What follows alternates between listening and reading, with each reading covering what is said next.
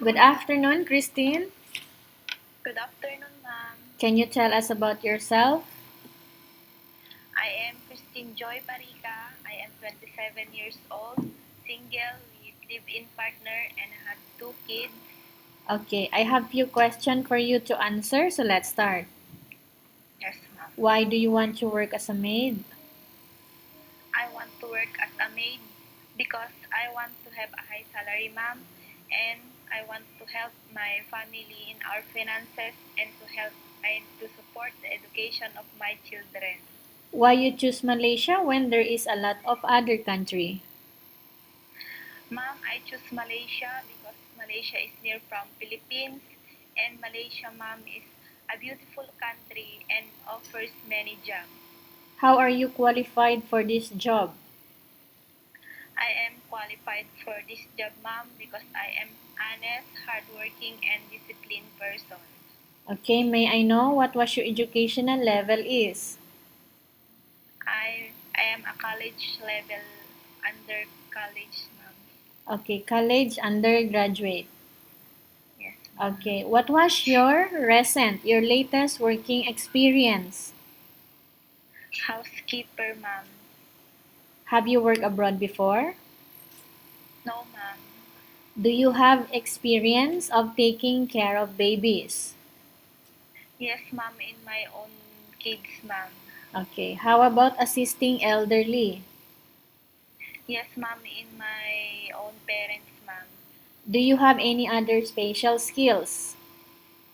Yes, ma'am, cooking, babysitting, laundry, and ironing, ma'am. Okay, are you willing to learn new skills? Yes, ma'am. Are you willing to work with a family where the mother-in-law or any relatives stay together? Yes, ma'am. Currently, are you still working now? No, ma'am. Do you know how to cook? Yes, ma'am. What sort of food can you cook? Filipino food, ma'am, like adobo, sinigang, and paksiw. Okay, are you aware that you will have to do washing, cleaning, ironing, and cooking? Yes, ma'am.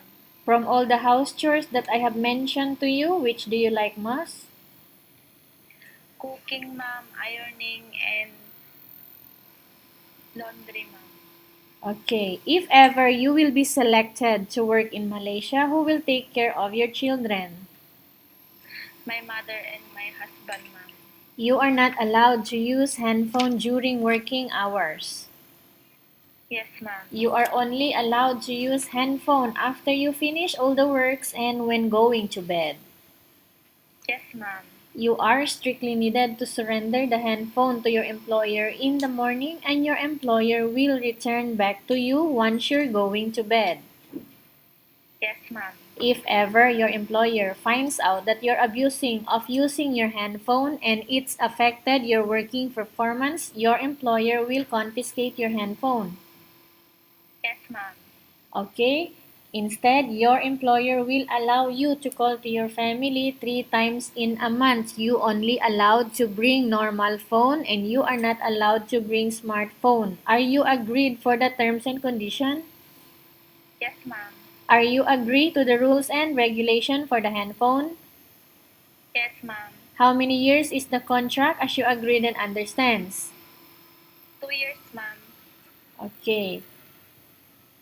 Can you describe for us your attitude?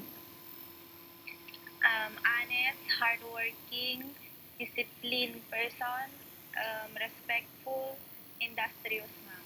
How can you assure to us that you will work hard here in Malaysia? I will work hard because I want to help my family and I am really dedicated to this job. I will follow the rules and regulations that they will ask me and because I don't want to disappoint my employer. Okay, can you promise not to use the house telephone without the permission of your employer? Yes, ma'am. Can you promise not to put on makeup but to dress properly while work? Yes, ma'am. Can you promise not to invite friends and relatives without the consent of your employer? Yes, ma'am. Okay. Can you promise not to ask for advance salary from your employer under any circumstances? Yes, ma'am. Do you really understand of the rules and regulation of the agency? Yes, ma'am. Do you pay any placement fee for you to come to Malaysia to work as a maid? No, ma'am. Do you have any history of sickness, breast cancer, or any other illness? No, ma'am. Do you suffer from any skin diseases, allergies, or physical defect? No, ma'am. Do you smoke? No, ma'am. Have you undergone any operation before? Yes, ma'am. I was operated cesarean section when I gave birth to my two kids, ma'am. Okay, when was that? Year 2012 and year 2018, ma'am. Are you medically fit or are you fit to work? Yes, ma'am. Are you in any medication right now? No, ma'am. Are you allergic with any food? No, ma'am. Are you prepared to work for the employer of different races? Yes, ma'am. Are you prepared to eat the type of food taken or given by your employer? Yes, ma'am. Are you afraid alone in the house? No, ma'am. Are you afraid of dogs or other pets? No, ma'am. Can you promise to work according to instruction from your employer?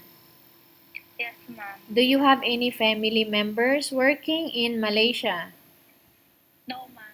Okay, we have finished our question section. Let's proceed for case study. I have a case study for you and I want you to respond truthfully, Christine. Yes, ma'am. Upon arrival in Malaysia within 6 months only, if in case one of your family members passed away, what will you do? I will continue to work, ma'am, until I finish my contract. What help would you give to your family members who passed away? The only help I can, ma'am, is to send them money. If in case your employer is watching you right now, what do you want to tell them? Why they need to hire you? Ma'am, please hire me because I am honest, hardworking, and disciplined person. I will follow your rules and regulations, and I will work hard until I finish my contract, ma'am. That's all, Okay? ma'am. Thank you. Alright, thank you very much, Christine. We will update to your agency if there is any selection made by the employer. Okay, ma'am. Thank you, ma'am.